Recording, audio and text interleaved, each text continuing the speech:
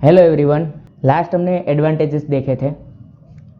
अब हम दो टेबल के साथ रिलेशन किस तरह से दे सकते हैं, क्रिएट रिलेशनशिप बिटवीन टेबल। फिर से हम हमारा जो स्पॉट डे वाला डेटाबेस हमने स्टार्टिंग में क्रिएट किया था प्रीवियस चैप्टर के अंदर, उसके ऊपर ही हमें ऑपरेशन करना है। उसके अंदर अलग एक नया फील्ड ऐड करना है। Field is a category ID, जिस तरह से यहाँ पे बताया गया है। And event using edit option in show in figure. Edit किस तरह से हम कर पाते हैं वो हमने लास्ट लेक्चर में देखा था। अब यहाँ पे हमें 10 रिकॉर्ड इंसर्ट करवाना है इवेंट नाम के टेबल में in various category, just like यहाँ पे आपको शो हो रहा होगा। 10 रिकॉर्ड इंसर्ट करवाने के बाद create another table with the name of event category with the field category ID, category name और teacher in charge and enter record show in following figure 10.11। Okay, किस तरह से वो होगा वो जस्ट हम प्रैक्टिकल में देख लेते हैं। फर्स्ट अपन हमारा जो बेस है यहाँ पे ओपन है, इवेंट नाम का टेबल है, तो इसके अंदर राइट क्लिक करके हम क्या करेंगे, पहले तो उसके अंदर एक फील्ड एडिट करना है। एडिट, हमें यहाँ पे एक नया फील्ड ऐड करना है जिसे हम बोलेंगे category ID. Okay, category ID यहाँ पे ऐड हो गया है। उसकी डेटा टाइप वेरिएबल में रखनी है। डन। इसके अंदर दूसरा कोई ऑपरेशन करना नहीं है और इसको हम सेव कर देते हैं।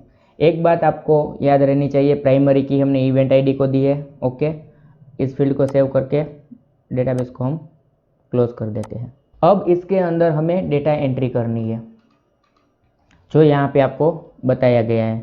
हमने 4-5 डेटा एंट्री देखी थी। यहाँ पे डबल क्लिक करेंगे तो डायरेक्टली वो डेटा हमें इंसर्ट करने देगा। इवेंट आईडी के अंदर as per your record event ID में E001 से लेकर E10 तक डालना है। वो मैं मेरे हिसाब से यहाँ पे एंटर कर देता हूँ। किस तरह से करना है वो आप लोगों को मालूम है। तो इस तरह से हमने जो आपकी बुक में दिया गया है इस टाइप से हमने डेटा यहाँ पे इंसर्ट करवा लिया है। अब ये हमारा इवेंट का टेबल क्रिएट हो गया। अब नया टेबल बनाएंगे इवेंट कैटेगरी नाम का। नेक्स्ट है हमें यहाँ पे एक टेबल किस तरह से क्रिएट करना है, डिज़ाइन व्यू में जाना है, यहाँ से डायरेक्टली हम टेबल को क्रिएट कर सकते हैं। पहला फील्ड का नाम हम रखेंगे कैटेगरी आईडी, दूसरा फील्ड है कैटेगरी नेम, तीसरा है टीचर इंचार्ज। टेबल को हम सेव करेंगे, इसको भी नाम दे देंगे इवेंट कैटेगरी और उसको ओके कर देंगे। यहाँ पे डायरेक्टली पूछेगा कि प्राइमरी की किसे देनी है, तो हम प्राइमरी की किसे देंगे, हमारी कैटेगरी आईडी को, और उसको सेव कर देंगे और इसको क्लोज कर देंगे। ये हमारा दो टेबल क्रिएट हो गया। फर्स्ट है कि इवेंट और दूसरा है इवेंट कैटेगरी। थियरी में देख लेते हैं। ओके, तीन नाम डाले हैं, कैटेगरी आईडी, कैटेगरी नेम और कैटेगरी इंचार्ज। एक आप लोगों को क्लियर होना चाहिए कि जो हमारा इवेंट आईडी हमने लिया था, सॉरी ओपन नहीं करना है, एडिट करना है। तो यहाँ पे कैटेगरी आईडी जो यहाँ पे लिखा गया है उसको यहाँ पे हमने कैटेगरी वेरकेर दिया है डेटा टाइप। वही डेटा टाइप हमारी जो दूसरा टेबल हमने क्रिएट किया है वहाँ पे सेम होनी चाहिए, टेक्स्ट वेरकेर। ओके, ये गलत होगी तो ये आपका बेस है, डायरेक्टली एरर जनरेट करेगा। अब इसके अंदर ऑपरेशन हम किस तरह से करेंगे वो यहाँ पे है। फर्स्ट अपॉन है event table, event ID is a primary key and category ID is a foreign key. Category ID 2 बार ली गई है तो इसको हमने फॉरेन की किस तरह से होगी हम आगे प्रैक्टिकल में देखेंगे। अब हमें वर्कआउट करना है कि इवेंट कैटेगरी टेबल और category ID is a primary की। इवेंट कैटेगरी के नाम के कैटेगरी आईडी जो हमने दी गई है उसको प्राइमरी की है।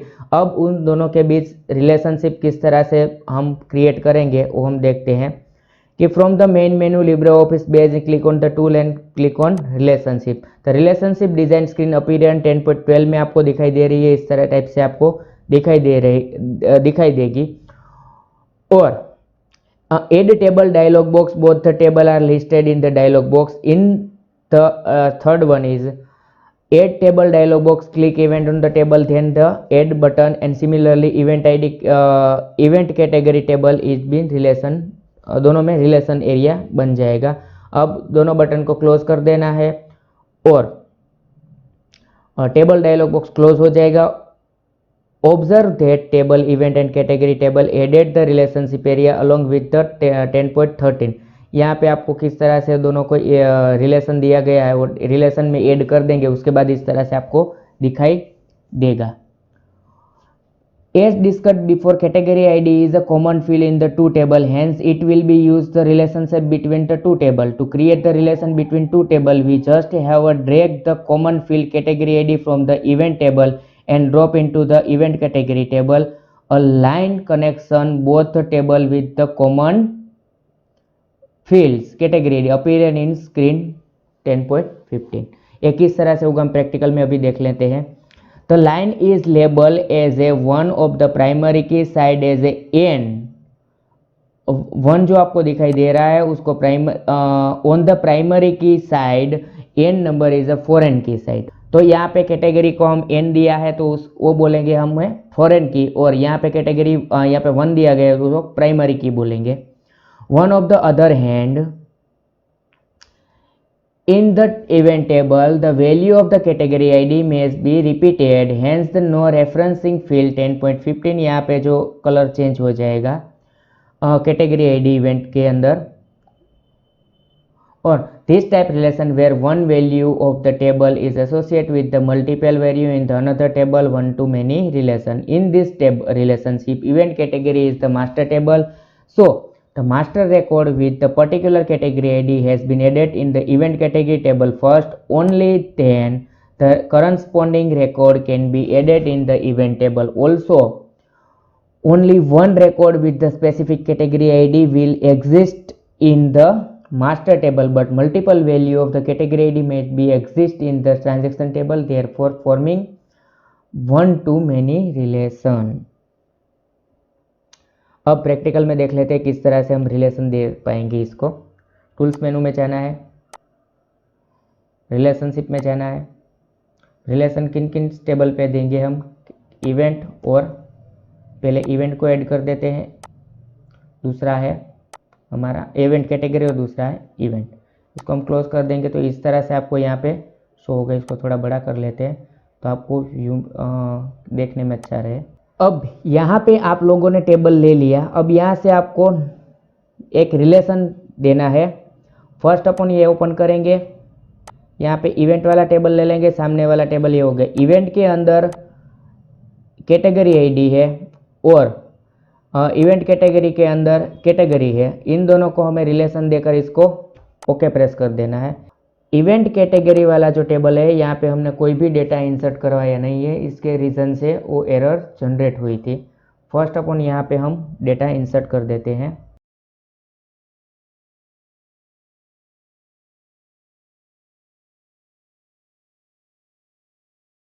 तो इस तरह से हम यहाँ पे डेटा डाल के इसको हम सेव कर देंगे और इसको क्लोज कर देंगे।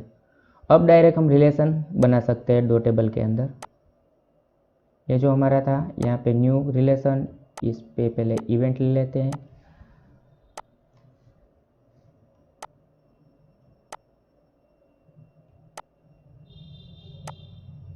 यहाँ पे कैटेगरी आईडी और यहाँ पे कैटेगरी आईडी और ओके। अब जिस तरह से आपकी बुक में बताया गया है, 1 is a primary key and n is a foreign की।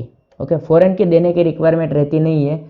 जो भी कोई भी टेबल है उसके अंदर सेम कोई भी टेबल के अंदर हम रिलेशन देते हैं और वो फील्ड दूसरे टेबल के अंदर प्राइमरी की में रिपीट होता है, तो सामने वाला जो मेन टेबल है वहाँ पे हमारा जो मास्टर टेबल है उसको हमने फॉरेन की दे दी है। ऐसा रहता है कि यहाँ पे कैटेगरी आईडी को हमने फॉरेन की दी है और कैटेगरी आईडी इवेंट कैटेगरी के टेबल के अंदर में प्राइमरी की। इसको सेव करके क्लोज कर देते हैं। ओके, इस तरह से हम कोई भी टेबल को एक दूसरे के साथ कनेक्ट करके वर्कआउट करवा सकते हैं। हमारा अगला टॉपिक है रेफरेंशियल इंटीग्रिटी। रेफरेंशियल इंटीग्रिटी हम किसे बोलते हैं और किस प्रिंसिपल पे काम करती है, मीन्स कि एक दूसरे के साथ कंटिन्यूटी वर्क हो, इसे हम रेफरेंशियल इंटीग्रिटी बोलेंगे। तो according to the principle of the referential integrity, no unmatch foreign key value should exist in a database. Database के अंदर जो आपको कोई भी मैच फील्ड नहीं मिल रहा है फॉरेन की के साथ, तो वो डेटा मीन्स कि उसको हम रेफरेंशियल इंटीग्रिटी कहेंगे कि दो डेटा मैच हो रहे नहीं है। That means if a record से admission number 1001 is not present in or delete in the master table, means के स्टूडेंट डिटेल के टेबल के अंदर जो हमने प्रीवियस देखा था, स्टूडेंट डेटाबेस के अंदर स्टूडेंट डिटेल नाम का जो टेबल है वहां से 1001 नाम का रिकॉर्ड डिलीट हो जाएगा, तो हमारा जो ट्रांजैक्शनल टेबल है वहां से भी कोई 1001 का डेटा है वो ऑटोमेटिक डिलीट हो जाएगा। मीन्स सिमिलरली रूही स्पोर्ट डेज डेटाबेस, जो हमने स्पोर्ट डे वाला डेटाबेस बनाया था, इसके अंदर पर्टिकुलर कैटेगरी स्पोर्ट डे उसमें C003 हम डिलीट कर देते हैं या फिर वो नहीं है मास्टर टेबल के अंदर, तो C003 ट्रांजैक्शनल टेबल के अंदर उसका रिकॉर्ड ऑटोमेटिक डिलीट हो जाएगा। Likewise if any student leave the school and his record is deleted from the student details table, then there is no question of his appearing for the exam and having a result। वो आप लोगों को मालूम है, यह छोटा सा example पहले दिया है, एडमिशन नंबर 101 मास्टर टेबल से डिलीट करने के, तो जितने भी टेबल के अंदर 1001 वाला आईडी से डेटा फेच हो रहा होगा वो सभी में डिलीट हो जाएगा। उसका दूसरा एग्जाम्पल यहाँ पे दिया गया है कि रूही स्पोर्ट डे नाम का हमने डेटाबेस बनाया था, उसके अंदर C003 कैटेगरी है वो डिलीट कर देंगे, तो जितने भी टेबल के अंदर C003 कैटेगरी से वर्कआउट हो रहा है वो सभी डिलीट हो जाएंगी। यहाँ पे शॉर्ट में समझा है कि कोई भी स्टूडेंट है वो अपना एडमिशन कैंसिल करवाता है तो student result, student exam appear, सभी में से डेटा डायरेक्टली वो डिलीट हो जाता है। And hence the corresponding record in the transaction table student should be either have a null value or should be deleted। जो आपका डेटाबेस के ट्रांजैक्शनल टेबल है वहां पे वैल्यू नल हो जाएगी, अदरवाइज तो टेबल के अंदर से डेटा डिलीट हो जाएगा। इसी तरह से रोहित स्पोर्ट डे के एज वेल एज ऐसा ही होगा कि category ID that exists in the event category table can only be entered in the event table।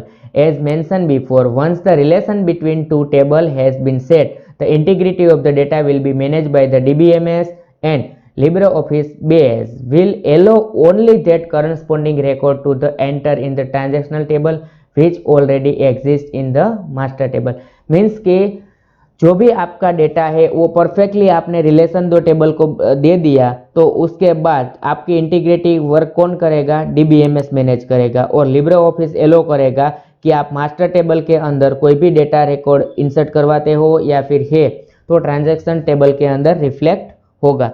In the LibreOffice Base given us following 4 option to choose from the maintain referential integrity such case, जो कि यहाँ पे हमने देखा था कि tools के अंदर रिलेशनशिप जो यहाँ पे बनाया है और कोई भी नया रूल क्रिएट करते हैं तो यहाँ पे no action, update case and set null and set default, ये आपको ऑप्शन दिया गया है कि कोई भी वर्कआउट करना हो तो किस तरह से आप करोगे, उसके बारे में आपको यहाँ पे बताया गया है। उसके अंदर पहला है no action. No action means कि this is the default option.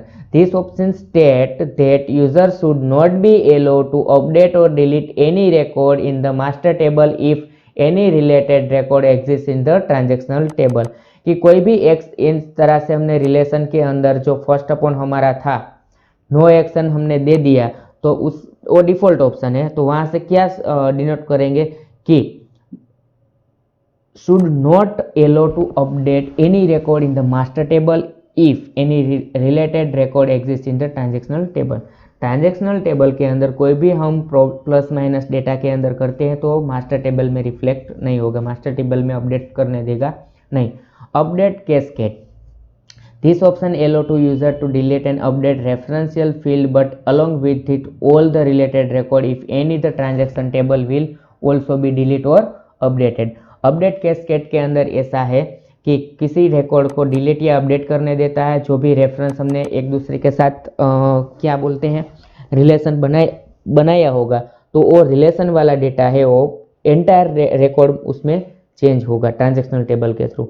Set null, this option assign the null value to all the related field if the master record is delete और द अपडेट। जो आपने set नल किया होगा और उसके बाद master table में कोई भी रिकॉर्ड आप डिलीट करोगे तो वो डायरेक्टली डिलीट नहीं होगा, वो खाली हो जाएगा, मीन्स के ब्लैंक बताएगा। Set default, this option assign any fix default value to all the related field if the master record is delete और अपडेट। कि कोई भी रिकॉर्ड आपका डिलीट हो जाता है तो उसके अंदर आपको कोई भी फिक्स वैल्यू देनी हो तो ये सेट डिफॉल्ट कर देंगे, तो कोई भी मास्टर रिकॉर्ड में से टेबल में से डेटा डिलीट हुआ होगा तो वहाँ पे आपको जो भी आपने डिफॉल्टली सेट करवाया होगा वो आ जाएगा। And to set the relationship property, double click on the relation line joining the two tables event and event category. A relationship dialog box will open in show in figure. By default, the ratio button will be action option will be selected. Choose any of the desired option and click OK to set the referential integrity between two table. Okay जिस तरह से हमने अलग अलग category के अंदर जो यहाँ पे रिलेशन बनाया था, यहाँ पे डबल क्लिक करेंगे तो इस तरह से ओपन होगा। ओके, जो भी आपने पहले से प्री अप्रूव डेटा डाला है वो यहाँ पे हम इंसर्ट करके कोई भी वर्कआउट यहाँ से करवा सकते हैं। फॉर एग्जांपल है कि हमने कैटेगरी आईडी और यहाँ पे इवेंट आईडी है तो उसमें सेट डिफ़ॉल्ट वैल्यू डालनी है तो हम कोई भी डिफ़ॉल्ट वैल्यू दे सकते हैं। ओके करेंगे, sorry default value common category statement alter table, यहाँ से पहले ही हमारी टेबल के अंदर वैल्यू दी गई है तो यहाँ से नो एक्शन ही हमें सिलेक्ट करके ओके दे देना है। ओके, तो ये था हमारा दो टेबल के बीच रिलेशनशिप बनाना। ओके, दो टेबल में एक दूसरे के साथ रिलेशन किस तरह से बनाते हैं वो। अब जो भी पहले से लास्ट तक इस यूनिट के अंदर पढ़ा है हमने उसकी समरी यहाँ पे दी गई है। फर्स्ट है relation are set up between the table to control data redundancy and inconsistency. Table के अंदर रिडंडेंसी और इनकंसिस्टेंसी को मैनेज करने के लिए हम रिलेशन देते हैं दो टेबल को।